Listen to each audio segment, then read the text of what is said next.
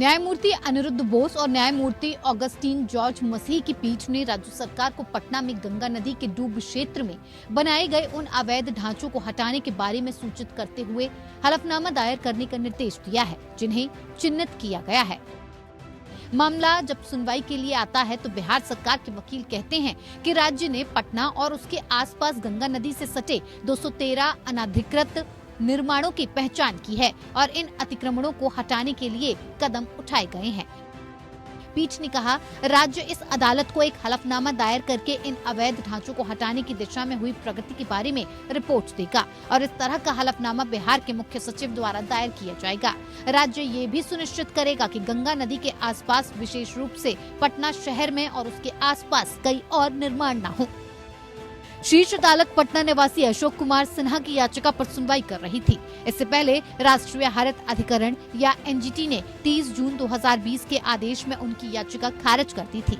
सिन्हा ने पर्यावरण की दृष्टि से नाजुक बाढ़ क्षेत्र पर अवैध निर्माण और अस्थायी अतिक्रमण के खिलाफ याचिका दाखिल की थी। याचिका में दलील दी गई थी कि एनजीटी ने पटना में गंगा के डूब क्षेत्र में अतिक्रमण करने वाले उल्लंघनकर्ताओं के विस्तृत विवरण की जांच किए बिना आदेश पारित किया।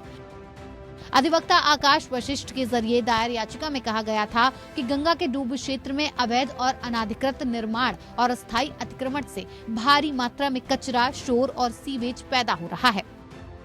इसमें कहा गया था कि अवैध निर्माण आसपास रहने वाले निवासियों के जीवन और संपत्ति के जोखिम को बढ़ा रहे हैं। हर साल क्षेत्र बाढ़ के पानी में डूब जाता है। अवैध निर्माण नदी के प्राकृतिक मार्ग को बाधित कर रहे हैं। अधिवक्ता आकाश वशिष्ठ के माध्यम से दायर विशेष अनुमति याचिका में कहा गया है कि पटना में नौजेर घाट से नूरपुर घाट तक फैले पारिस्थितिकी के लिहाज से संवेदनशील गंगा बाढ़ के विशाल 520 एकड़ से अधिक क्षेत्र को हड़प लिया गया है। इसमें कहा गया है कि स्वच्छ गंगा महत्वपूर्ण और आवश्यक है। पटना की 55 लाख आबादी को पेयजल और घरेलू पानी की जरूरत है। इससे पहले राष्ट्रीय हरित प्राधिकरण ने अपीलकर्ता के आवेदन को ये कहते हुए खारिज कर दिया था कि इसमें उल्लंघनों और उल्लंघनकर्ताओं के विवरण नहीं है। मामले की अगली सुनवाई 5 फरवरी को होगी। Bureau report, APN।